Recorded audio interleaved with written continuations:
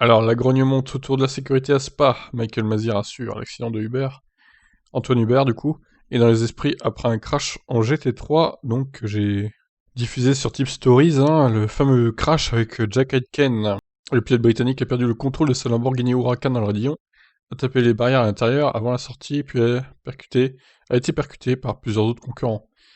Aitken et David Erigon ont fait un séjour à l'hôpital, le pilote de Hazard Williams ayant eu une clavicule et une vertèbre fracturée. Mais l'accident a surtout réveillé des souvenirs douloureux. Accident similaire donc à celui d'Antoine Hubert qui a perdu la vie il y a 2 ans. C'est vrai que moi, quand j'ai vu le crash, ça m'a rappelé de ça direct, quoi.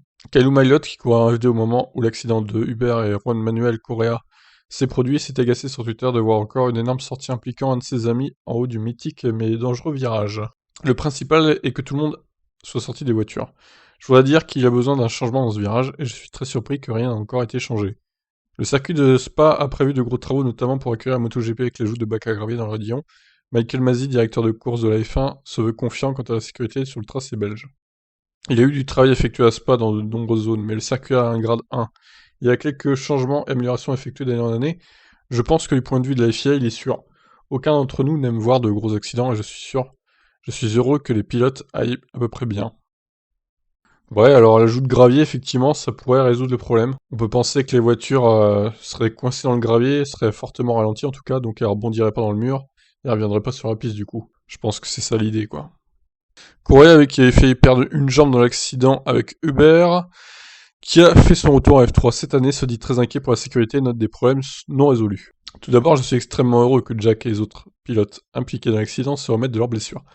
L'accident est arrivé près de 2 ans après le mien, dans le même rayon de l'eau rouge, sur le circuit de Spa, où j'ai subi des blessures sérieuses, desquelles je me remets encore, et où la communauté du sport auto a tragiquement perdu Anthony Hubert. Les images de l'accident sont donc particulièrement perturbantes. Depuis mon accident, j'ai soulevé quelques inquiétudes avec la FIA et les organisateurs au sujet de la piste et de la sécurité des pilotes. J'ai offert de partager des infos avec mon expérience. Correa, qui courra en F3 à Spa à la fin du mois, explique qu'il discute pour trouver des pistes d'amélioration sur le circuit et veut s'impliquer dans ces possibles futurs changements. J'ai cherché des réponses au sujet de ce qui s'est passé, pourquoi et quelles décisions les FIA et d'autres responsables ont prises pour améliorer la sécurité et éviter qu'un autre pilote ne souffre de blessures sérieuses dans des circonstances similaires. Actuellement, les discussions sont en cours avec les responsables concernés. Pour essayer de régler mes inquiétudes, je suis confiant quant au fait que ces discussions atteindront une conclusion constructive et je serai en meilleure position pour commenter cela dans les prochaines semaines. Ok, bon ben voilà, les différentes déclarations. Ouais, bon, après, on va pas dire qu'il faille modifier le virage non plus en profondeur, hein. Je pense que le gravier, déjà, ça va résoudre une grosse partie du problème. Et les pilotes, d'un côté, n'auront plus le droit à l'erreur à ce virage, même en Formule 1, hein. S'ils partent au large, bah, ça sera terminé, hein. Ils pourront être...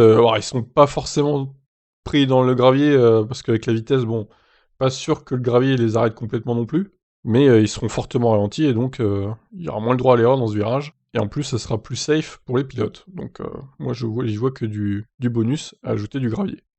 Qu'est-ce que vous en pensez du gravier dans le radillon, donc? Ciao, ciao.